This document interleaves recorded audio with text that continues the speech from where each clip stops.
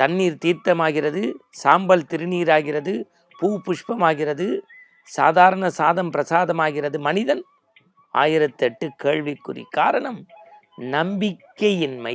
ஆயக்கலைகள் 64 மேம்பட்டிருந்த அர்ஜுனன் கண்ணனை பார்த்து சொன்னான், எனக்கு எதுவும் தெரியாது, உன்னை பற்றி தெரியும் என்றவுடன் கண்ணன் ஸ்லாகித்து போனான். உணவு தான் உடம்ப காக்குது, ஆனால் அந்த உடம்பை சாக்கிது. எப்படி? அளவுக்கு மீறிய போது அமிர்தமும் நஞ்சாகுது இல்லை? அக்னிக்குள்ளே இறங்கி அதிசயங்கள் செய்யலை, சாதாரணமாக உட்காந்து ராமன் தன்னை நோக்கி வருவாங்கிற நம்பிக்கையும் அன்பும் ஃபெய்த்தும் வைத்தாள். அவள் பெயர்தான் சபரி.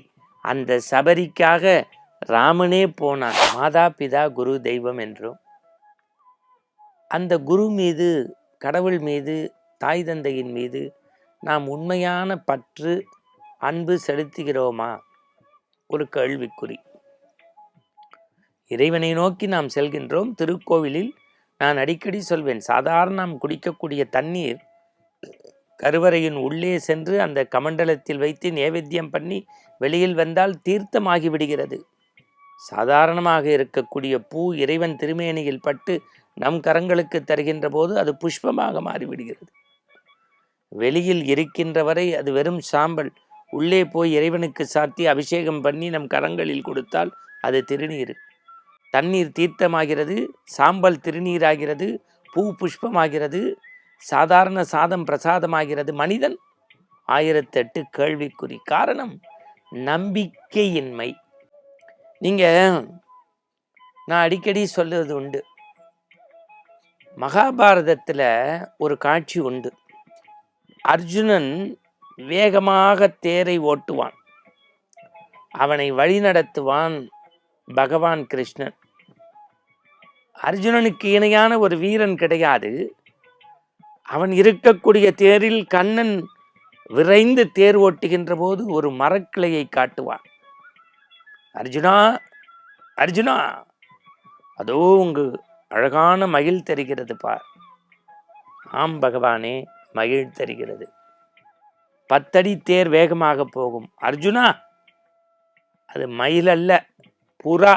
உன் கண்ணுக்கு புறா தெரிகிறதா? தெரிகிறது பரம்பொருளே. இன்னும் 10 அடி தேர் ஓடியது. ஆனாலும் நின்று விட்டு சொன்னது, அர்ஜுனா, அர்ஜுனா, அர்ஜுனா, அது மயிலும் அல்ல, புறாவும் அல்ல, கழுகு அர்ஜுனா, கழுகு. ஆமாம் பரம்பொருளே, பரந்தாமா, நீ சொல்வது சரிதான். அது புறாவும் அல்ல, மயிலும் அல்ல, கழுகுதான்.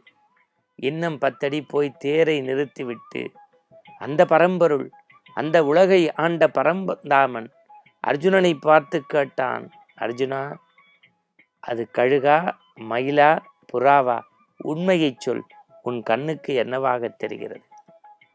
பரம்பொருளின் பாதம் பற்றி பண்போடு சொல்கின்றேன், அது புறாவா, கழுகா, மயிலா என்று எனக்கு ஒருபோதும் தெரியாது. ஆனால் என்னை கேட்பவன், என்னை இயக்குபவன் யார் என்று எனக்கு தெரியும். நீ இந்த உலகத்தையும் என்னையும் சேர்த்து ஆளக்கூடிய பகவத்கீதை தந்த பரம்பொருள் கிருஷ்ணன். உன்னுடைய ஆற்றல் எனக்கு தெரியும். புறா என்றால் புறாவாக்குவாய், கழுகு என்றால் கருகாக்குவாய், மயில் என்றால் மழியாக்குவாய். எனக்கு மற்ற விஷயங்கள் எதுவும் தெரியாது, உன்னை பற்றி தெரியும். இந்த இடத்தில் தான் நேயர்களை உங்களிடத்தில் கேட்கின்றேன். சில பேர் நான் எல்லாம் கற்றிருக்கிறேன், எனக்கு அது தெரியும் இது தெரியும் என்பார்கள். எது தெரியுமோ சான்றோர்களிடத்தில் அதை நான் தெரிந்து கொள்ள வேண்டாமா? ஆயக்கலைகள் 64 மேம்பட்டிருந்த அர்ஜுனன் கண்ணனை பார்த்து சொன்னான், எனக்கு எதுவும் தெரியாது, உன்னை பற்றி தெரியும் என்றவுடன் கண்ணன் ஸ்லாகித்து போனான். தன் பக்தன், சீடன் எப்படி நம் மீது நம்பிக்கை வைத்திருக்கிறான் என்று. நீங்கள் நம்பிக்கைதான் இறை வழிபாட்டின் அஸ்திவாரம், அதுதான் வித்து. இப்போ நான் இன்னொரு கேள்வி உங்களுக்கு கேட்குறேன். நிறைய பேருக்கு அது தெரியல. இப்போ சாப்பிட்றோம், பசிக்கு ருசிக்கு சாப்பிட்றோம். அது எதுக்கு? உடம்பு ஆரோக்கியமாக இருக்கணும்னு தானே. பசிக்கு சாப்பிட்றோம், ருசிக்கு சாப்பிட்றோம், உடம்பு ஆரோக்கியமாக இருக்கணும்னு தானே. அதுவே பசிக்கு ருசிக்கு மேலே மேலே மேலே மேலே தள்ளினோன்னா நோயில் கொண்டு போய் விட்டுறாது. என்ன சார், உணவு தான் உடம்பை காக்குது, ஆனால் அந்த உடம்பை சாக்கிது. எப்படி? அளவுக்கு மீறிய போது அமிர்தமும் நஞ்சாகுதில்ல, அளவுக்கு மீறிய போது அமிர்தமும் நஞ்சாகுதில்ல. அது மாதிரி நம்ம ஒரு விஷயத்தில் டீப்பாக போக போக போக போக அறிவு வளர வளர கூட ஆணவம் வந்துடும். சாமியோட நம்ம பெருசுன்னு நினைக்க ஆரம்பிச்சிடுவோம். அதுக்கு ஒரே உதாரணம், கந்த புராணத்தில் இருக்கக்கூடிய சூரபத்மன் தெரியும். அவன் வேதத்தை எல்லாம் அறிந்த பிரம்மாவுக்கும் நண்பர். ஆனால் சூரபத்மனும் அழிஞ்சு போனால் வேதம் எல்லாம் தெரிந்த பிரம்மாவும் முருகன்ட்ட பிரணவ பொருளுக்கு விளக்கம் தெரியாமல் குட்டு வாங்கி சிறை வாங்கினான். அப்போ என்ன, ஞானம் வளர வளர என்ன வரணும்? அடக்கம் வரணும், நான்கிற அகந்தை போகணும். இப்போ நான் ஒரே ஒரு எடுத்துக்காட்டு சொல்கிறேன். உலகமெல்லாம் ராமநாமத்தை உச்சரிக்கிறோம், ராமனுடைய திருவடியை சேவிக்கணும்னு நினைக்கிறோம்.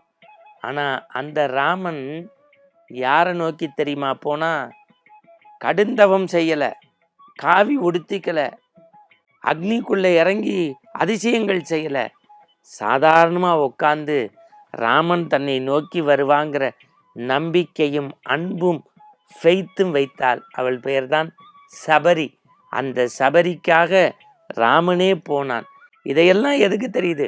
பெரிய புராணத்திலே சிவகோசிரியாரை விட தின்னப்பன் தான் கண்ணப்பனா மாறினான்னா அன்பு, பக்தி, நம்பிக்கை இது இருந்துட்டா வாழ்க்கை முழுவதும் ஆனந்தம். மீண்டும் நாளை சந்திப்போம். வணக்கம்.